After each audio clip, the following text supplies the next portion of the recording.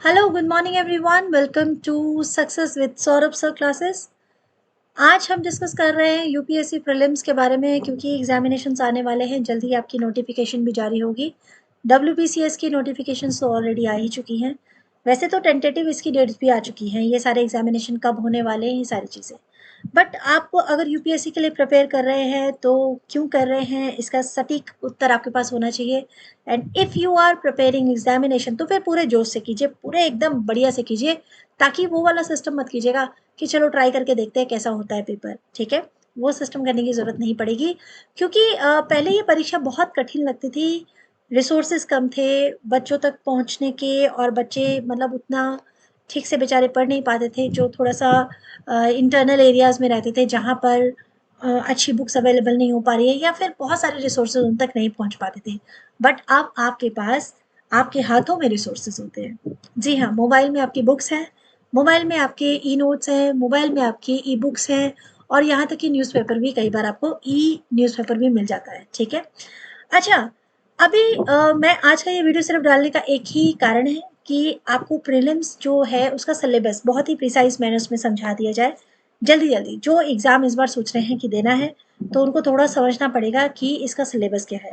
Prelims आपका 200 marks का होगा। पेपर वन पेपर टू आपके दो पेपर होंगे। पेपर वन 200 मार्क्स का, पेपर टू 200 मार्क्स का। लगभग 33% आपको इसमें से मार्क्स चाहिए पास होने के लिए।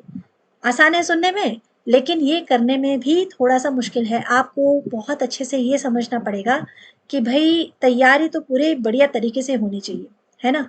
तो चलिए फटाफट से डिस्कस कर लेते हैं कि आखिर क्या क्या आपको करना है। ठीक है, चलिए सबसे पहले तो करंट इवेंट्स को अच्छे से देखिए कि आपको करंट इवेंट्स पढ़ने होंगे, उसके साथ जुड़े रहना होगा। उसके लिए मैंने ऑलरेडी एक शॉर्ट्स बनाया है, आपके लिए एक छोटा सा वीडियो बनाया है कि आपको सबसे पहले एक साइट को परमानेंट चुन लेना है कि कौन सी साइट आपकी जो है आपको बढ़िया लगती है वो चुन लेनी है। ठीक है, फिर आपको हिस्ट्री पढ़नी है। हिस्ट्री के लिए तो मैं आपको ये बताऊं कि मैंने इतनी हिस्ट्री पढ़ ली है, मेरा फेवरेट सब्जेक्ट था और हिस्ट्री ही मेरा मतलब स्टार्टिंग से सब्जेक्ट रहा है भाई। History of India, Indian national movement, ये अगर आप ज्वाइन करेंगे, ये क्लासेस ज्वाइन कर लेते हैं या आप सब्सक्राइब कर लेते हैं तो हिस्ट्री का आप रिस्पॉन्सिबिलिटी बिल्कुल मुझ पर ब्लाइंडली दे सकते हैं। ठीक है, Indian and world geography, physical social economic geography of India and the world, ये भी बहुत इंपॉर्टेंट है। And I am really happy to share कि हाँ ये सारी चीज़ें जो हैं बहुत अच्छे से डिस्कस करनी ज़रूरी है और मैं करवाती भी हूँ। Indian polity and governance, constitution, political system, Panchayati Raj, public policy, right issues, ये सारी चीज़ें इंपॉर्टेंट है, डिस्कस करनी होंगी। Economic and social development, sustainable development, अगर आपने इससे पहले जो गवर्नमेंट एग्जामिनेशन होता है फॉर्म तो पक्का आपने भरा होगा। डायरेक्ट अगर आप यूपीएससी नहीं करने आए हैं और पहले कोई और पेपर कर चुके हैं, दे चुके हैं, तो आपने sustainable development, poverty, inclusion, demographics, ये सारी चीज़ें पढ़ ली होंगी। नहीं पढ़ी हैं तो इस तैयारी में ये आपके सिलेबस का हिस्सा है जो आपको करना है। सोशल सेक्टर इनिशिएटिव्स, ये सारी देखनी है आपने।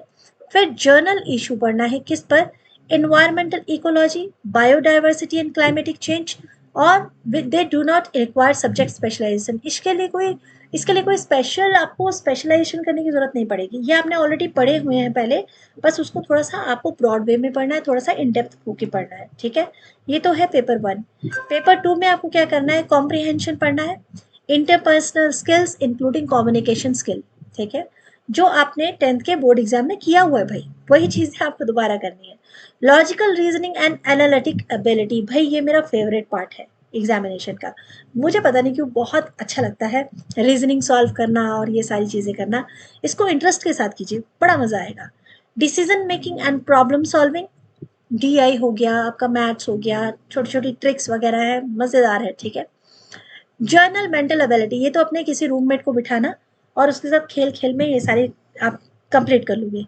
रूममेट लेकिन सेम ही बिठाना, ठीक है ना मतलब मेल के साथ मेल बैठे तो बेटर रहेगा, टाइम जो है खराब नहीं होगा। अच्छा ठीक है, जो मर्जी, मैं तो मजाक कर रही हूँ। चलो, बेसिक न्यूमरेसी, आपके numbers and relations, order of magnitude, ठीक है, जो हमने क्लास 10 के लेवल तक किया हुआ है। क्लास 10 के लेवल तक तो ज़्यादा मुश्किल नहीं रहा है, बस वही करना है। डाटा इंटरप्रिटेशन जैसे मैंने डीआई आपको बताई है, चार्ट्स है या फिर वो आपका ग्राफ्स हो गया, टेबल्स हो गया, ये सारी चीज़ें जो क्लास 10 में हम लोगों ने की हुई है, बस वो आपको दोबारा से यहाँ पर डिस्कस करनी है। टोटल आपके पास पेपर 1 पेपर 2 में 33% अगर आप मार्क्स ले आते हैं तो बस बहुत हो जाएगा। 33% मतलब बहुत अच्छा स्कोर कर लेंगे और आराम से मतलब इसमें आप मार्क्स ला सकते हैं। ठीक है, आई होप अब आप लोगों को क्लियर हो गया होगा कि किस तरह से आपको ये सारा पेपर जो है तैयार करना है, और मैं इसमें आपकी ज़रूर बहुत सारी हेल्प करना चाहती हूँ। तो अगर आपका सब्जेक्ट जो भी है आप कमेंट सेक्शन में लिख सकते हैं। वीडियो अगर पसंद आया तो लाइक कर सकते हैं, शेयर कर सकते हैं, सब्सक्राइब कर सकते हैं, ताकि जितने भी एस्पिरेंट्स हैं सबके पास इन्फॉर्मेशन पहुंच जाए कि पेपर 1 और पेपर 2 जो आपका प्रीलिम्स है उसका कैसे तैयारी करनी है, क्या क्या टॉपिक है। बहुत छोटे से वीडियो में सब कुछ इन्फॉर्मेशन आपको मिल गई है। थैंक यू सो मच, मिलेंगे आपसे जल्दी ही अपने यूपीएससी की इस यात्रा में आगे क्या पढ़ना है उसकी तैयारी के साथ। Bye bye and take care.